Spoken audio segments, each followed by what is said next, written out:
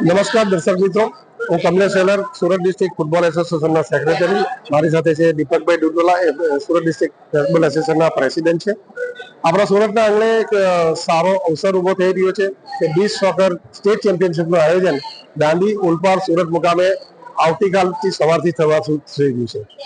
જુદા જુદા જિલ્લાની ગર્લ્સની 9 જિલ્લાની ટીમો અને બોયઝની 14 ડિસ્ટ્રિક્ટની ટીમો આ ભાગ લઈ રહી છે. લીગ કમ નોકઆઉટ સ્ટેજ પર રવિવારે 1 તારીખના રોજ આ ટુર્નામેન્ટની ફાઇનલ ચેમ્પિયનશિપની એ થશે. આજુબાજુના જે સ્કારાના બાળકો છે, ફૂટબોલ રસિક મિત્રો છે સુરતના, એઓને ખાસ વિનંતી છે કે ખૂબ જ રણીંગ દરિયા કિનારો છે દાંડીનો, ત્યાં મેચ જોવા અવશ્ય પધારજો, જેનાથી આપણે બીચ સોકર ફૂટબોલ ખેલાડીઓને આપણે પ્રોત્સાહિત કરી શકીએ.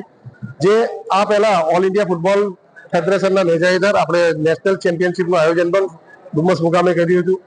તેમાં જે રીતે લોકોએ ઉત્સાહ બતાવ્યો હતો તેવો જ ઉત્સાહ આ સ્ટેટ ચેમ્પિયનશિપની આપણી ફર્સ્ટ ગર્લ્સ ચેમ્પિયનશિપને બી મળી રહે એવી આપ સૌને વિનંતી છે. જી લેખવા અને દાંડી ગામના સહયોગથી ખૂબ જ સારા પ્રમાણમાં ગ્રાઉન્ડો અને એની વ્યવસ્થાઓ ઊભી કરવામાં આવી છે.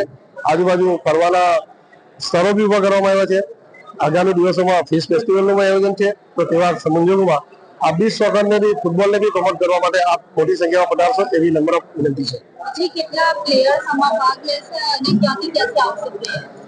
સુરત ગુજરાતના જુદા જુદા ગર્લ્સના 9 જિલ્લાઓ છે, બોયઝના 13 જિલ્લાઓ છે, 14માં આપણું સુરત પણ છે.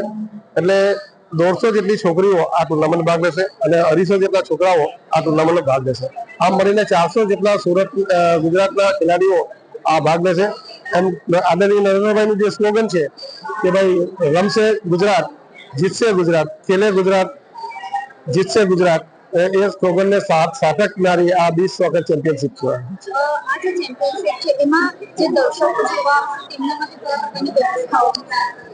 દર્શકોને જોવા માટેનું બેરેકેજ બનાવવામાં આવ્યા છે. એક ફરવાનું સ્થળ છે, ત્યાં આગળ ફિશ ફેસ્ટિવલની દુકાનો પણ છે, એટલે ફિશ ફેસ્ટિવલની ભાગરૂપે ફેમિલી સાથે પણ આનંદ લઈ શકાય એવું એ છે.